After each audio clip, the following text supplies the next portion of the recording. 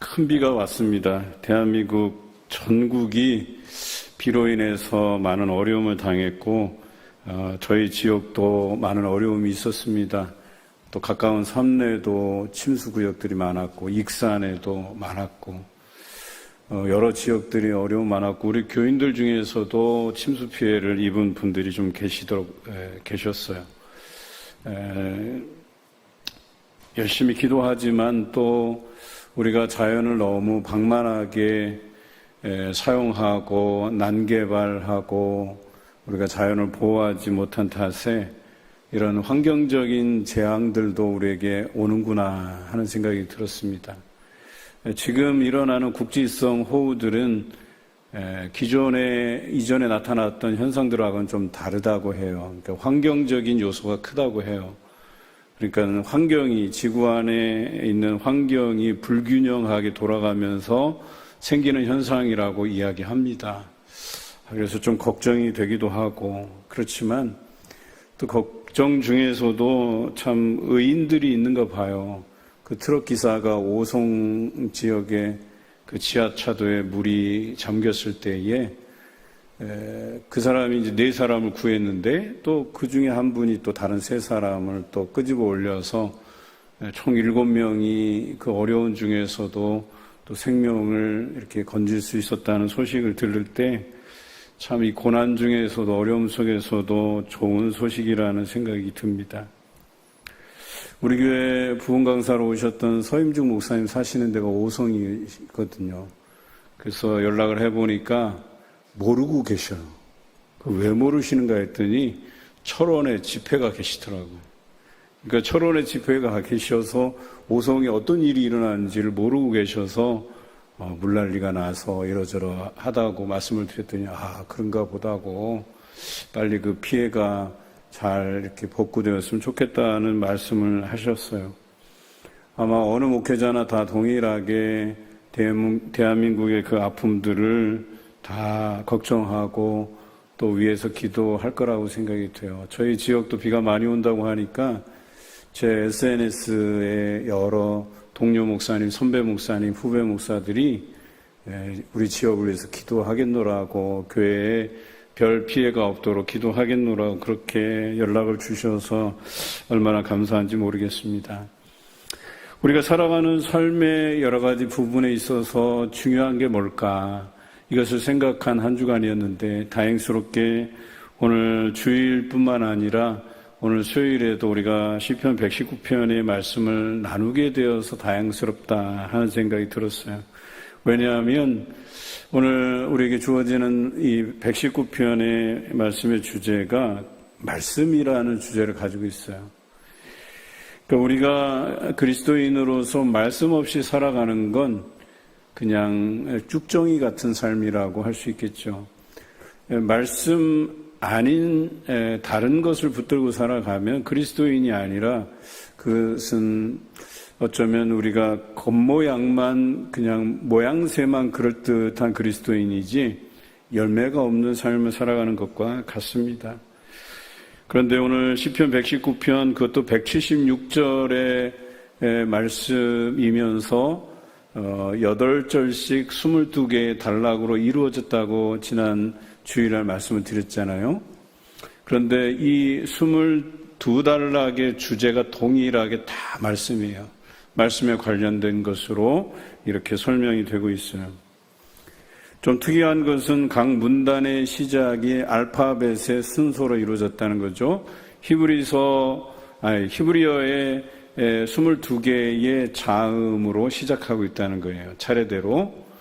뿐만 아니라 우리가 읽은 오늘 1절에서 8절이 이 1절부터 8절까지가 다 히브리어 첫 알파벳인 알렙이라는 단어로 다 시작하고 있어요. 그 영어로 하면 A로 시작해서 1절 A, 2절 A, 3절 A 다 그 첫 글자로 시작되는 흔히 이것을 전문적인 용어로 어크로스틱 C라고 이야기해요. 그래서 알파벳 순서대로 이 시가 이루어졌고 특별히 첫 단락인 1절에서 8절까지는 히브리어 첫 글자 알렙 이 단어로 시작되었다라고 하는 것이죠. 그런데 오늘 이 말씀을 잘 들여다보면 말씀이라고 하는 표현을 다른 단어로도 많이 표현해 놨어요. 그런데 이 표현들이 176절의 말씀 안에 다 들어가 있다는 사실이에요. 우선 율례라는 단어, 그 다음에 법도, 그 다음에 계명, 그리고 증거, 그리고 율법, 그리고 판단, 뭐 이런 단어들이 다 말씀을 뜻하는 단어들이라고 할 수 있겠습니다. 시편 119편을 지은 저자가 다윗이라고 하는 그런 설도 있어요. 뭐 어디까지나 설이긴 한데 좀 타당성이 있어요. 왜냐하면 뒷부분으로 가면 찬양에 대해서 강조하고 있거든요. 하나님의 말씀을 지키는 자들이 하나님께 찬양하고 하나님께 감사하고, 그래서 그 감사의 내용들, 찬양의 내용들이 나와요. 그런데 대부분 시편에서 그렇듯이 이 다윗의 찬양이 많이 등장하게 돼요. 그래서 이름이 구체적으로 기록되어 있지 않지만 찬양과 연결시켜서는 주로 다윗, 또 말씀으로 연결지어도 그 말씀에 순종했던 역대 왕들 중에는 다윗을 손꼽을 수가 있다는 거죠. 그래서 이 시를 다윗시라고도 표현합니다. 다윗은 어떤 사람이었죠? 하나님의 말씀에 순종하는 사람이었고 날마다 하나님을 찬양하고 하나님께 감사하는 사람이었다는 것을 우리가 열왕기, 역대기, 사무엘 상하를 통해서도 알 수 있어요. 그러니까 이 다윗의 일생은 하나님의 말씀, 그 말씀대로 행하여서 자신에게 주어진 그 감사로 인해서 하나님을 찬양하는 삶이었다고 해도 과언이 아니에요. 가장 어려울 때도 하나님을 찾았고, 또 자신이 잘못했을 때도 나단 선지자를 통해서 꾸짖을 때 그 하나님의 말씀을 듣고서 회개하고 순종했던 다윗이었다라고 하는 것이죠. 그렇다고 해서 다윗이 그 하나님께서 내리시는 벌을 모면할 수 있었던 건 아니에요. 다윗도 자신이 잘못한 것에 대한 대가를 치루었어요. 그럼에도 불구하고 성경에서 다윗만한 인물을 찾아보기 어려운 것은 그만큼 말씀에 순종하고 그것으로 얻어진 것들에 대해서 감사하며 하나님을 찬양하는 사람이 드물기 때문에 그렇습니다. 119편의 저자는 다윗 또는 다른 사람일지라도 분명한 것은 말씀에 대한 사랑, 말씀에 대한 사모함, 말씀에 대한 열정들이 있었던 것은 분명합니다. 우리가 어떤 대상을 정말 마음을 다해서 사랑해 보신 경험이 있을 것 같아요. 그게 대상일 수 있고, 그러니까 사람일 수 있고, 물건일 수 있고, 일일 수 있고, 그렇지 않아요? 여러분은 어떤 일에 여러분이 입이 닳도록 칭찬하고 자랑하고 또 언어와 행동을 다 동원해서 그것들을 내가 자랑하고 싶은 것, 칭찬하고 싶은 것, 사랑하고 있는 것들에 대해서 우리가 표현할 수 있을까? 이런 고민들을 아마 한 번쯤은 다 해보셨으리라고 생각이 돼요. 그리고 사랑하는 사람들이 언어와 행동이 늘어요. 다시 말해서 간단하게 우리가 서로 연애해 본 사람들은 아시잖아요. 연애해 보면 단어가 좀 늘어요. 왜? 사랑하는데 사랑을 표현해야 되니까 내가 사용하고 있는 단어 외에도 좋은 단어가 없는지, 좋은 언어가 없는지를 살피게 돼요. 요즘 같으면 인터넷이라도 뒤져봐서 연애 편지에 쓰는 말 뭐 이런 거 검색하면 다 나오거든요. 그 옛날 분들은 그렇게 되지 않았잖아요. 옛날 분들은 편지에 일일이 적어야 되는데 어떤 표현을 쓸까 막 고민해가면서 막 쓰잖아요. 그래갖고 뭐 아주 유식한 표현들도 등장하고 뭐 자연을 벗삼아서 그것들을 자기가 사랑하는 대상을 향해서 표현하기도 하잖아요. 평소에는 지나다니다가 꽃에도 별로 관심이 없던 사람들이 지나가다가 예쁜 꽃을 봤어. 꼭 그 꽃이 내가 사랑하는 누구를 닮았어. 그러면 그 꽃이 뭔지에 대해서 사람들한테 물어보기라도 하고, 심지어는 꽃말 중에서 사랑을 담은 꽃말들이 되게 많거든요. 그러니까 그런 꽃말들까지 어디서 연구해서 물어봐서 그것으로 자기가 사랑하는 대상을 향해 표현하고, 그래서 자기의 언어가 느는 사람들도 있잖아요. 단어가 느는 사람들도 있잖아요. 행동으로도 표현해요. 평소에 자기가 사랑하는 사람 앞에서는 애교도 못 부리던 사람들이, 특히 남자들, 우리 호남 분들은 표현을 잘 하는 것 같아요, 비교적. 그런데 이 경상도 사람들은 제가 그쪽에서 10년이 있어 보니까요, 정말 표현을 안 하더라고요. 내 맘 알지? 이러면 끝이야, 그냥. 그게 알기는 뭘 알아. 표현을 해야지 알지. 그런데 보면은 내가 행동으로 표현하고, 요즘 하트도 그려내고, 큰 하트도 있고, 등등등 있잖아요. 그러니까 자기가 평소에는 안 하던 것인데, 내가 사랑하는 사람을 만나게 되면 그런 행동들도 하게 되고, 그렇지 않아요? 평소에 꽃 살 일도 없는데 사랑하는 사람이 생기니까 화원과 친해져요. 그래서 꽃 가지러 가고 꽃으로 내 마음을 표현하기도 하고 그런 것 아니겠어요? 제가 아는 목사님은 결혼해서 부부간에 그렇게 표시하기로 했대요. 서로 싸우면 그 싸운 것에 대해서 원하는 선물을 해주면 기분을 풀기로. 그런데 사모님이 원하는 선물은 오징어. 그래서 오징어만 사다 주면 무조건 먹고 풀어야 되는 거야. 그러니까. 하여튼간 그러잖아요. 평소에 사랑하는 사람을 위해서, 사랑하는 사람이 없을 때는 내가 과일 살 일도 없고, 꽃을 살 일도 없고, 그런데 사랑하는 사람이 생기면 왜 꽃도 사고, 과일도 사고, 맛있는 음식 먹으러도 가고, 카페도 가고, 그런 것 아니겠어요? 제가 중등부 교사로 있을 때 남자가 여자한테 프로포즈를 했어요. 근데 여자가 이 프로포즈를 믿을만한가 시험하기 위해서 그러면 나한테 100만 원을 줘보라 그랬대요. 그런데 그 다음 주에 100만 원을 갖다 줬대요. 그래서 이 남자 멋지다. 그래서 둘이 결혼했어요. 우리 아내도 누군지 알아, 누구 이야기인지. 그러니까 정말 대단한 거예요. 달라 하니까 그냥 줘버리는 거예요. 왜 줘버려요? 100만 원의 가치보다 그 사람이 더 사랑스럽고 또 그 사람과 같이 하고 싶으니까, 인생을 같이 하고 싶으니까 100만 원 돈도 아닌 거예요. 그게 사실. 우리 교회도 보면 여러 가지 행사를 할 때 우리 장로님들, 우리 은퇴하신 장로님들을 비롯해서 또 안수 집사님들, 권사님들, 또 우리 집사님들 또 후원도 해주시잖아요. 우리 다음 세대 교회에 내 자식, 내 손자, 손녀가 없어도 사랑하는 마음으로 협조도 해주시고 그러잖아요. 왜 그럴까요? 사랑하니까. 관심이 있으니까. 그런 것 아니겠어요?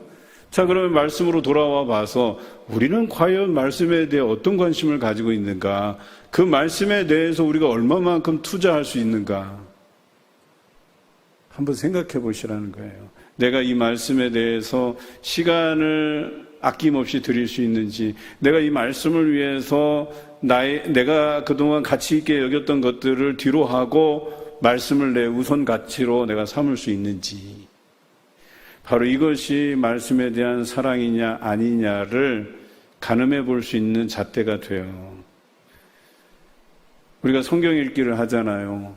누구는 1독하고 넘어서서 몇십 독까지 하고 있는데 나는 여전히 성경책 펴볼 생각도 없다고 한다면 내가 과연 이 성경책을 사랑하는 건가? 그러면 이 말씀은 누가 주신 것인데? 하나님이 주신 것인데. 그런데 내가 하나님 사랑한다고 말할 수 있을까? 이거부터 우리가 한번 점검해 보자는 거예요. 목사님이니까 설교를 해야 되니까 말씀을 볼 수 있지만 저희는 그렇지 않다. 천만의 만만의 말씀이에요. 목사님이 성도들보다 어떻게 보면 제일 성경을 안 읽는 부류에 속해요. 설문조사하면 다 나와요.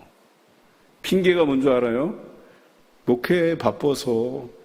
아니, 목회가 결국은 설교고, 설교를 하려면 말씀을 묵상하고 성경을 더 많이 읽어야 되는데, 좀 안다고, 내가 성경에 대해서 좀 안다고, 그러다 보니까 성경책 펴다가 이 성경 장과 장이 붙어 있어.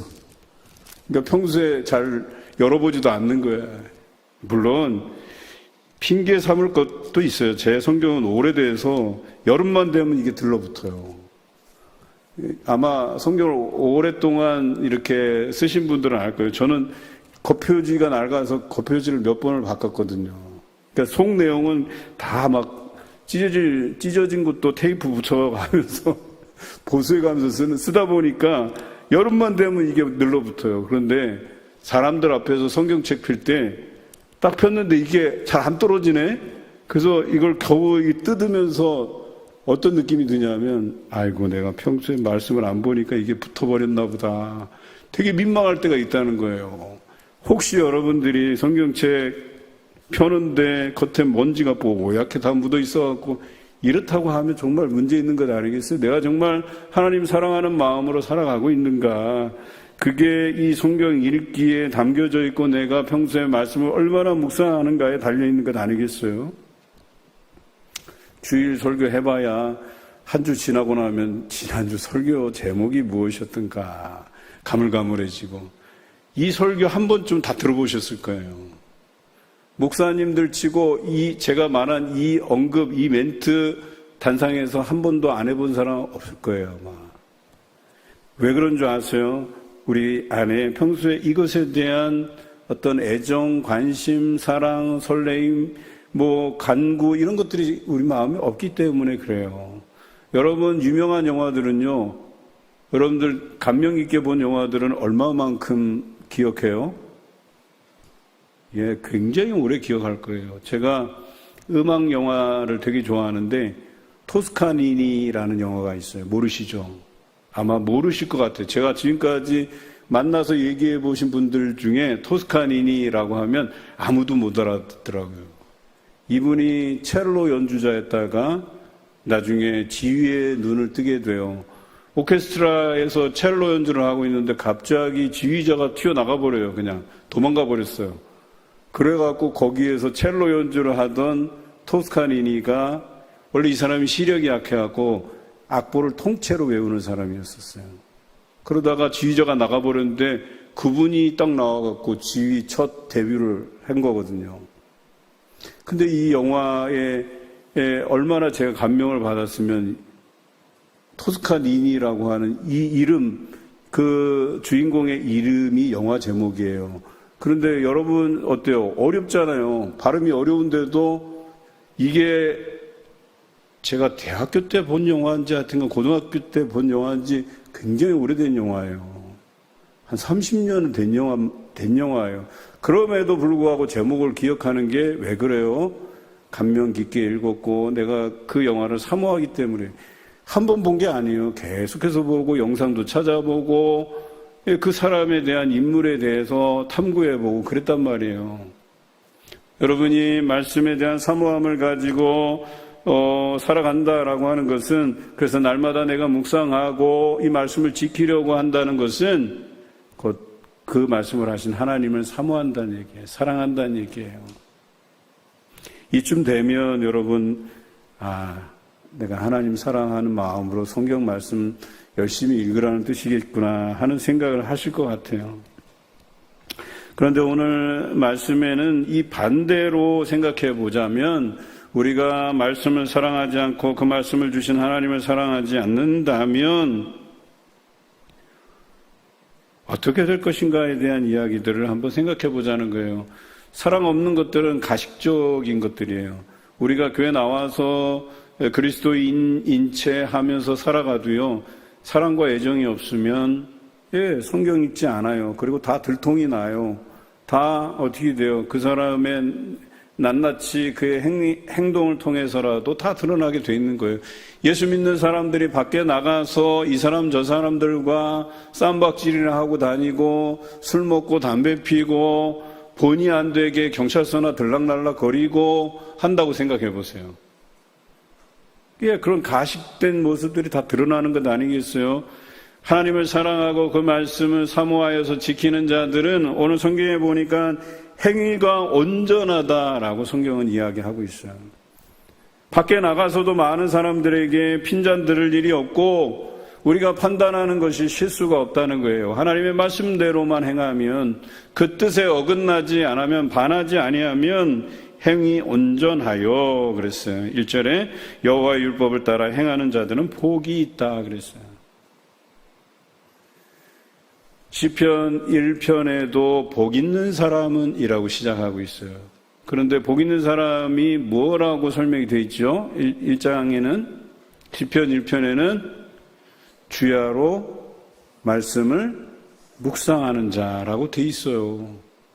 그러니까 또 119편에도 동일하게 우리가 복 있는 사람이 되려면 말씀을 온전히 묵상하고 그 묵상한 말씀으로 인해서 우리가 온전히 행하게 될 때에 복이 있게 된다고 오늘 성경이 이야기하는 거죠. 뿐만 아니라 말씀을 지키는 자가 2절에 나와 있는 것처럼 여호와의 증거들을 지키고 전심으로 여호와를 구하는 자는 복이 있다. 또 복이 있대요. 여기에 증거라고 하는 것도 말씀이에요. 하나님의 말씀을 지키고 구하는 자가 복이 있다. 예, 복 받는 게 다른 데 있지 않아요. 하나님의 말씀을 사모하고 지키고 온전히 행하는 자가, 구하는 자가 바로 복이 있다라고 시인은 이야기해요. 그 시인은 하나님의 말씀을 날마다 잘 지키고 행하고 그것으로 인해서 날마다 복을 경험한 사람이에요. 그래서 이러한 찬송이 가능했다라고 하는 것이죠. 그리고 이 말씀을 지키면서 유익한 것이 있는데 3절에 나와요. 참으로 그들은 불의를 행하지 아니하고 주의 도를 행하는 도다. 그래요. 말씀을 지켜서 손해보지 않는 게 바로 불의를 행하지 않기 때문에 그래요. 그러나 불의를 행하는 자는 사회적으로 그것을 지탄받을 뿐만 아니라 사회가 정한 법에 의거해서 반드시 그 처벌을 받게 돼 있는 거예요. 불의한 자들은. 그 불의한 일들로 인해서 내가 손해보게 돼 있다는 거예요. 그러나 하나님의 말씀을 지키는 자들은 불의하게 행하지 않음으로 인해서 행위 온전하게 행함을 통해서 우리가 하나님께 복을 얻을 것이라고 이야기하는 것이죠. 오늘 성경에 나오는 복에 대한 이야기를 한 두 가지로 나누어서 해보고자 합니다. 히브리어에서는 복을 뜻하는 단어가 두 개가 있어요. 그래서 하나는 베라카라는 단어예요. 이 베라카는 축복 혹은 선물이라는 뜻이에요. 장로님들 나오셔서 기도하실 때, 오늘 또 우리 권사님이 기도하실 때 회중을 향해서 이러한 은혜가 있게 해달라고, 우리 성도들이 이러한 복을 받게 해달라고 간구할 때 사용되는 복이 베라카라는 단어예요.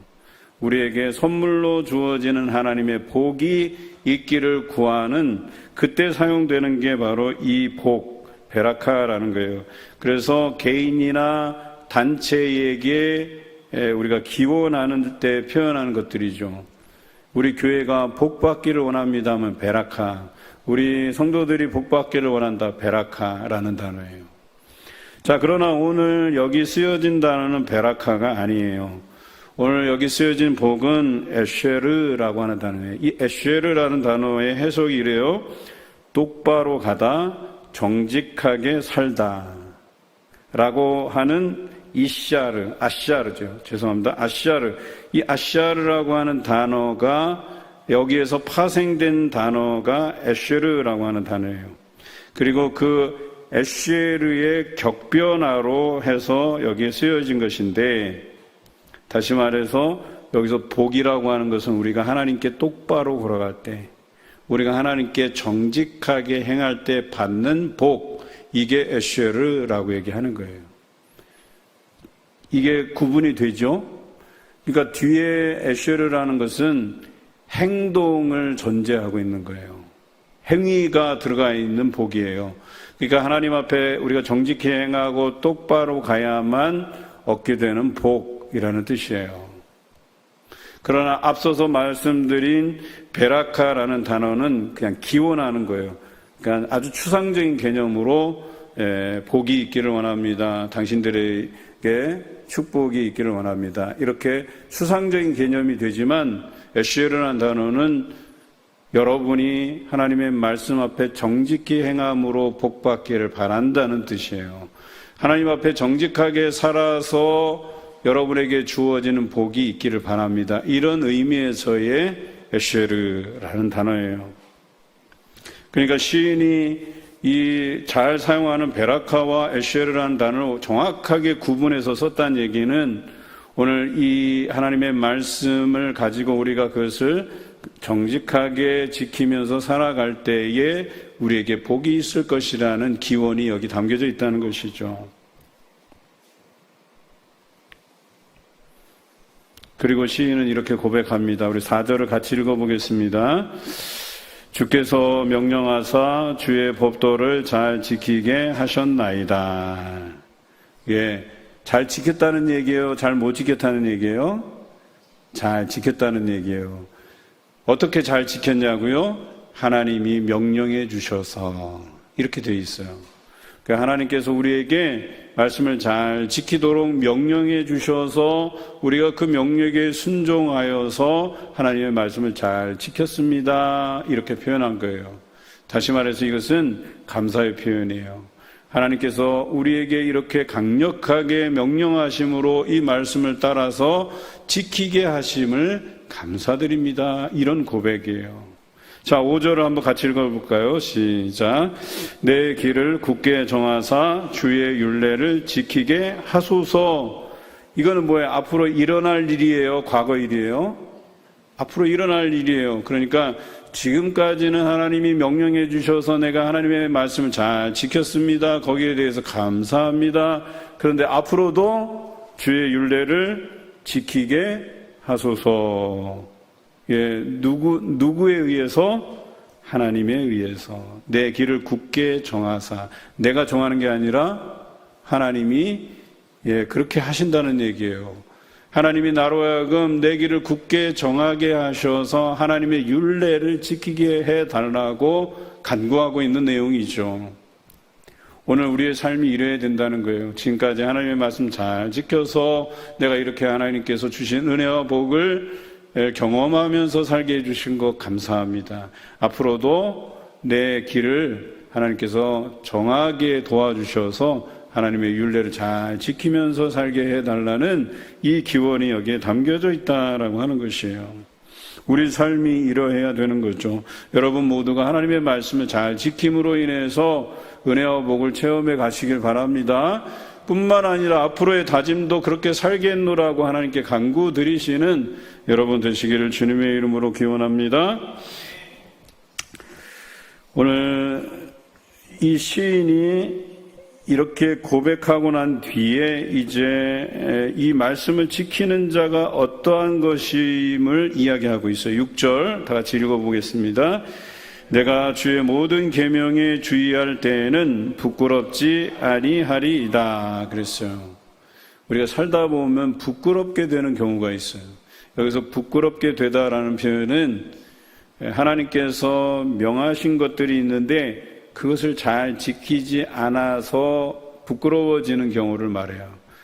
난처해지는 것을 말해요. 그런데 오늘 보니까 그 율례를 우리가 주의할 때에는 그 하나님의 말씀에 집중하고 그 말씀을 주의 깊게 우리가 듣고 행하면 우리가 부끄러움을 당하지 않게 되겠다고 고백하고 있는 것이죠. 그렇습니다. 우리가 말씀에 집중하고 말씀대로 살아가면 문제될 것이 없어요. 여러분 보시기에 여러분들이 읽어나가는 말씀대로 행하는 자들에게 뭐 시비 걸 일이 있겠어요? 저 사람이 말씀 열심히 읽고 말씀대로 살아가는데 그것이 잘못된 길이라고 시비 걸 사람은 한 명도 없을 거예요.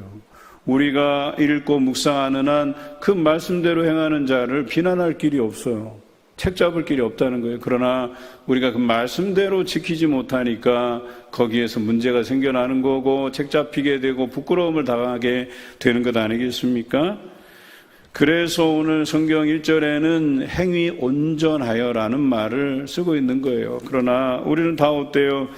죄인이라서 완벽할 수가 없다는 데 문제가 있는 거죠. 말씀대로 살아가기를 노력하지만 때로는 말씀을 놓게 되기도 한다는 얘기예요. 말씀대로 지키려고 하지만 그것에 반대되는 행위를 할 때도 있다는 얘기예요.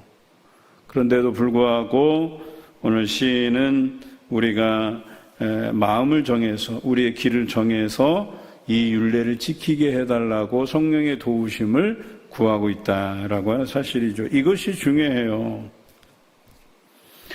자, 이제 7절에 내가 주의 의로운 판단을 배울 때에는 정직한 마음으로 주께 감사하리이다 이렇게 되어 있어요. 이제 이 말씀을 배움의 단계로 가져가고 있어요. 여러분, 말씀은 정말 배우셔야만 돼요. 그냥 들음으로도 충분히 믿음에 이르기는 해요. 그러나 우리가 말씀을 배움에 대해서 우리가 좀 부지런히 해야 될 필요가 있다라고 하는 것이죠. 12절에 제가 읽어드릴게요. 찬송을 받으실 주 여호와여 주의 율례들을 내게 가르치소서 그랬어요. 다시 말해서 하나님은 찬송을 받으실 만합니다라고 이렇게 고백하면서 내게 율례를 가르쳐달라 그래요. 다시 말해서 시인은 내가 주의 말씀을 배우면 그 배움으로 인해서 하나님을 찬양할 수 있겠다고 고백하고 있는 거예요. 그러니까 시인은 이 시편 119편을 지으면서 말씀의 인과관계를 설명하고 있는 거예요. 내가 하나님을 찬양하고 싶은데 그 찬양함은 곧 말씀에서 비롯된다는 거예요. 말씀에서 배우고 그 배운 말씀대로 행하고 그 행한 말씀에 대해서 하나님께로부터 주어지는 복을 경험하게 될 것이고 그 복에 대해서 감사하며 하나님을 찬양하게 될 것이라는 이 인과관계를 설명한 거예요. 그러니까 내가 하나님은 찬양받으시기에 합당하신 분입니다. 그러니 제게 주의 율례들을 가르치소서라고 하는 이 인과관계의 설명이 되는 거예요. 이해되시나요? 자, 이제 말씀의 가르침을 받았어요. 말씀대로 행했어요. 행위 온전하게 행하는 자가 뭐 있다 그랬어요? 복이 있다 그랬어요. 복이 있으면 우리가 어떻게 된다? 하나님을 찬양하게 된다 라고 하는 것이죠. 오늘 7절이 그거예요. 내가 주의 의로운 판단을 배울 때에, 판단, 말씀이라 그랬어요. 말씀을 배울 때에 정직한 마음으로 주께 감사하리이다. 이게 다 말이 돼요. 연결이 다 되는 거예요, 이게. 그래서 말씀, 행함, 또 복, 감사, 찬양 이렇게 줄줄이 이어가는 거예요. 오늘도 우리 길찬양단이 10분부터 찬양을 하는데 몇 사람 안 계시더라고요. 그래서 내가 속으로 이분들이 한 주간 말씀으로 못 사셨나, 다음 주에 한번 보겠어요. 7시 10분까지 오시는지. 그 여러분들 안에서 말씀을 지킴으로 인해서 주어지는 복이 있고 복을 인해서 내가 감사할 일이 충만하고, 야 그러면 내가 이 감사를 찬양으로 옮겨보겠다 하면, 야 수요일날 20분 전에 찬양하니까, 주일 오후 찬양 예배 20분 전에 찬양하니까 그 시간에 맞춰오세요. 제가 눈여겨볼게요. 아 이분이 한 주간 말씀의 은혜를 받으셨구나. 물론 직장이 늦게 끝나갖고 부랴부랴해서 시간 맞추기도 어려운 분들도 있는 건 알아요. 하지만 여러분들 시간이 어떻든 간에 오늘 이 시간 하나님 앞에 예배 드리며 찬양 부르는 것이 내가 말씀에서 얻은 그것으로 인해서 말씀을 지키고 지킨 것에 대해서 복을 얻고 그것에 감사하며 나오신 여러분인 줄로 믿습니다. 그래서 날마다 이런 삶이 이어지시기를 주님의 이름으로 기원합니다. 자, 이제 7절에 보면 주의 의로운 판단을 배울 때 정직한 마음으로 주께 감사하리라는 이 말씀, 또 이것은 12절의 말씀과 같은 맥락이 있다는 것 말씀을 드렸어요. 그래서 가르침에 최선을 다해 가시는, 그리고 가르침에 대한 열망이 있는 사람들이 곧 말씀을 사모하는 자들이고 하나님을 사랑하는 자들임을 기억하시기 바라요. 자, 이제 그래서 하나님께 우리가 버림받지 않을 것이라고 하는 8절의 이 고백이 중요해요. 왜 이런 고백을 했을까? 그러면 말씀을 지키지 않는다면 버림받는다는 얘기인가? 그 얘기예요. 근데 우리는 참 이런 말씀이 늘 신경 쓰여요. 말씀을 지키자니까 이 말씀이 마치 좁은 길을 가는 것처럼 험난한 여정이고 우리에게 고난이 찾아와도 이 말씀을 가지고 그것을 극복하고 이기고 하라는 말씀인데, 정작 어려움이 찾아오면 우리 입술에 그냥 습관처럼 내뱉어지는 말들이 원망이고 불평이고 그러지 않아요? 그래서 우리는 이 말씀에 더 확신을 가지고 하나님 앞에 이 말씀을 지키고 감사하는 일에까지 나아가야 된다는 것이죠. 자, 이 말씀에 대한 해답이 신명기 11장 27절과 28절에 나와요. 한번 화면을 보고 같이 읽겠습니다. 시작. 너희가 만일 내가 오늘 너희에게 명하는 너희의 하나님 여호와의 명령을 들으면 복이 될 것이요. 너희가 만일 내가 오늘 너희에게 명령하는 도에서 돌이켜 떠나 너희의 하나님 여호와의 명령을 듣지 아니하고 본래 알지 못하던 다른 신들을 따르면 저주를 받으리라. 말씀이라는 게 복과 저주의 갈림길에 있어요. 말씀을 선택하면, 사모하면, 사랑하면 복이 된다 그랬어요. 그렇지 않으면 저주가 될 것이라고 이야기합니다. 말씀은 하나님을 섬길 것이냐 다른 신을 섬길 것이냐의 결정이에요. 말씀을 버리는 자는 하나님을 섬기지 않겠다는 이야기예요. 다른 것들을 섬기겠다는 얘기예요. 말씀을 선택하느냐 그렇지 않느냐의 차이가 우리의 삶을 본질적으로 바꿔놓는다는 얘기예요. 이렇게까지 제가 설명을 드리는데 여러분 당연한 듯이 선택하셔야 돼요.